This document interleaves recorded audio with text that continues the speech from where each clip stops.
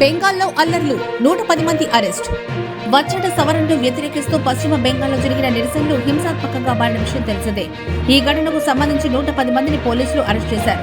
Malda, Murshidabad south 24, హుజ్లీ జిల్లాల్లో ఆందోళనకారులు రోడ్లపైకి చేరి రాళ్ల దాడికి దిగారని పోలీసులు తెలిపారు. దర్యాప్తు కొనసాగుతుందని, ముర్షిదాబాద్లోని 110 మందిని అరెస్ట్ చేస్తామన్నారు. ప్రస్తుత పరిస్థితి నియంత్రణలోనే ఉందని తెలిపారు.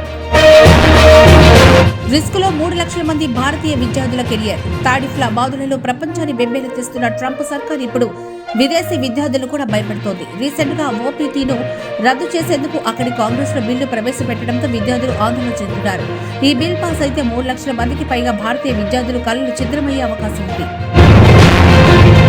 వాహనదారులకు alert. High security number plate తప్పనిసరి, లేదంటే కేసులు. తెలంగాణలో వాహనదారులకు బిగ్. రాష్ట్రంలో ఏప్రిల్ 1 2019కి ముందు రిజిస్టర్ అయిన అన్ని పాత వాహనాలకు ఖచ్చితంగా హై సెక్యూరిటీ రిజిస్ట్రేషన్ ప్లేట్స్ అమర్చుకోవాల్సి ఉంటుంది. ఈ మేరకు తెలంగాణ రవాణా శాఖ ఆదేశాలు జారీ చేసింది. ఇందుకు సెప్టెంబర్ 30, 2025 చివరి తేదీగా విధించింది. లేదంటే అన్ని సేవలు క్లోజ్ చేయడంతో పాటు కేసులు కూడా బుక్ చేయమన్నారు. పరువు తీస్తా, చంపేస్తామంటూ విజయశాంతి ఫ్యామిలీకి బెదిరింపులు. తమను చంద్రశేఖర్ అనే వ్యక్తి వేధిస్తున్నారని, చంపేస్తానని బెదిరింపులకు పాల్పడుతున్నాడని కాంగ్రెస్ ఎమ్మెల్సీ విజయశాంతి దంపతులు పోలీసులకు ఫిర్యాదు చేశారు. విజయశాంతి సోషల్ మీడియా అకౌంట్ కొన్నాళ్లు మెయింటైన్ చేసిన చంద్రశేఖర్ పనితీరు నచ్చకపోవడంతో తీసేశామని, అయినప్పటికీ డబ్బులు కావాలంటే అతను బ్లాక్ మెయిల్ చేస్తున్నారని ఫిర్యాదులు పేర్కొన్నారు. తమను చంపేస్తామని బెదిరింపులకు పాల్పడుతుండటంతో అతనిపై చర్యలు తీసుకోవాలని బంజారా హిల్స్ పోలీసులకు ఫిర్యాదు చేశారు. దీంతో పోలీసులు అతనిపై కేసు నమోదు చేసి దర్యాప్తు చేపట్టారు. వనజీవి కోసం తెలుగులో ట్వీట్ చేసిన మోదీ, తన జీవితాన్ని వనజీవి రామయ్య లక్షలాది మొక్కలు నాటాడని, వాటిని రక్షించడానికి తన జీవితాన్ని అంకితం ఇచ్చారని పీఎం మోదీ కొనియాడారు. ఆయన అవిశ్రాంత కృషి, ప్రకృతిపై గాఢమైన ప్రేమను భవిష్యత్తు తరాల పట్ల బాధ్యతను ప్రతిబింబిస్తాయి. ఆయన చేసిన కృషి యువతలో హరిత గ్రహాన్ని నిర్మించాలని తపనను ప్రేరేపిస్తూ ఉంటుంది. ఈ విషాద సమయంలో ఆయన కుటుంబ సభ్యులకు ప్రగాఢ సానుభూతి తెలియజేస్తున్నామంటూ ప్రధానమంత్రి ట్వీట్ చేశారు. గచ్చిబౌలిలోని 400 ఎకరాలను తనఖా పెట్టి రుణం తీసుకున్నట్టు అసెంబ్లీలో ప్రభుత్వం చెప్పిందని టీఆర్ఎస్ ఎమ్మెల్యే హరీష్ రావు తెలిపారు. తాము తాకట్టు పెట్టుకోబోమని ఐసీఐసీఐ బ్యాంకు చెప్తుందని, మరి గవర్నమెంట్ ఎక్కడ తాకట్టు పెట్టిందని ప్రశ్నించారు. సీఎం రేవంత్ తన బ్రోకర్ కంపెనీల వద్ద తనఖా పెట్టారా అని నిలదీశారు. ఆ భూముల విషయంలో దాగి ఉన్న చీకటి కొన ఏంటో చెప్పాలన్నారు. ఈ వ్యవహారంపై శ్వేతపత్రం విడుదల చేయాలని ఆయన డిమాండ్ చేశారు. ఘోర విషాదం, 10 మంది మృతి.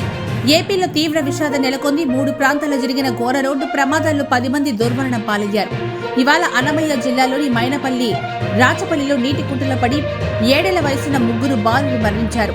తూర్పుగోదావరి జిల్లా కోరుకొండలో విద్యుత్ వైర్లు తగిలి 3 వ్యక్తులు చనిపోయారు. నిన్న అనంతపురం జిల్లా కుందుర్చిలో బొగ్గుల బట్టి కోసం జేసీబీతో తీస్తున్న మట్టిపడి అక్కడే ఆడుకుంటున్న 4 పిల్లలు చనిపోయారు. ఏపీలో ఇంటర్ ఫలితాలు విడుదల. ఫస్ట్ ఇయర్లో 70%, సెకండ్ ఇయర్లో 83% మంది పాస్. ఓవరాల్ గా ఫస్ట్ ఇయర్లో 70%, సెకండ్ ఇయర్లో 83% మంది విద్యార్థులు పాస్ అయినట్లు మంత్రి లోకేష్ వెల్లడించారు. 2014 నుంచి ఇదే అత్యధిక పాస్ పర్సెంటేజ్ అని తెలిపారు.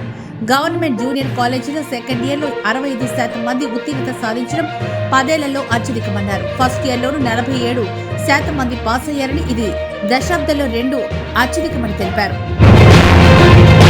ఆ రైతులకు ఎకరానికి 10,000. తెలంగాణలో అకాల వర్షాలు, ఈదురుగాలులతో పంట నష్టపోయిన రైతులకు ఎకరానికి 10,000 చొప్పున నష్టపరిహారం ఇవ్వాలని రాష్ట్ర ప్రభుత్వం నిర్ణయించింది. రాష్ట్ర బడ్జెట్ నుంచి ఈ పరిహారం కేటాయించడం ఉన్నట్టు తెలుస్తోంది. గత నెలలో 848 ఎకరాల్లో పంట నష్టం జరిగినట్లు నివేదికలు పేర్కొనగా, ఈ నెలలో కురిసిన వర్షాలతో అది మరింత పెరిగింది. రైతుల వారీగా సర్వే చేయాలని వ్యవసాయ శాఖ అధికారులను మంత్రి తుమ్మల నాగేశ్వరరావు ఆదేశించారు. అడుగంటుతున్న ప్రాజెక్టులు. తెలుగు రాష్ట్రాల్లో ఉమ్మడి జలాశయాల్లో నీటి నిల్వలు నానాటికి తగ్గిపోతున్నాయి. వేసవి తీవ్రత పెరుగుతూ ఉండడంతో కనీస స్థాయిని దాటి కిందకి పడిపోతున్నాయి.